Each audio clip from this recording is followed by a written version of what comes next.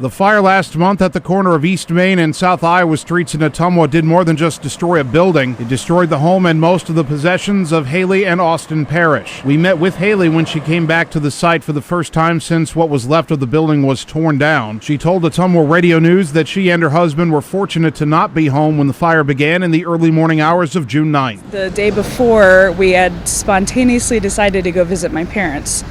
So it's kind of a stroke of luck there that neither of us were there and nobody else was in the building. We just kind of woke up on Sunday to a bunch of missed calls from random numbers, and I had a voicemail from my landlord. She said the words total loss a couple of times in the voicemail, and I didn't quite comprehend, how much that meant. And so I called her back, and really she didn't really have anything else to say besides that it was a total loss and that nothing was left. We don't often get to hear the story of how a family handles the aftermath of such a disaster, and Haley tells us losing their home was only the beginning of their troubles. The insurance company put us up in a hotel for, less than a week, and that was it. And we ended up, in order for him to fulfill his job requirements in Fairfield,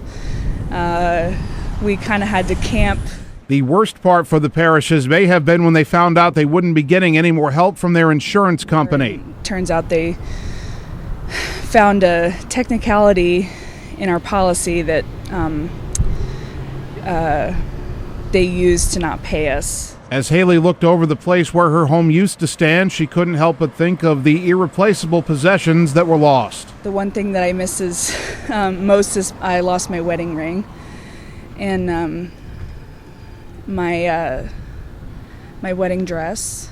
It wouldn't be long before things began to turn around, however. Haley says the people around her and her husband stepped up when they needed it the most. My best friend posted a GoFundMe page on Facebook, and I think that's what saved us. Not just friends and family donating, but also just total strangers that I'd never heard of that maybe had gone through this situation or just had a lot of empathy for us, and we ended up getting like $5,000 from that. And so we are now, because of that Facebook GoFundMe page, thank goodness, we were able to put a down payment on a house in the South Central Iowa area, really near my parents.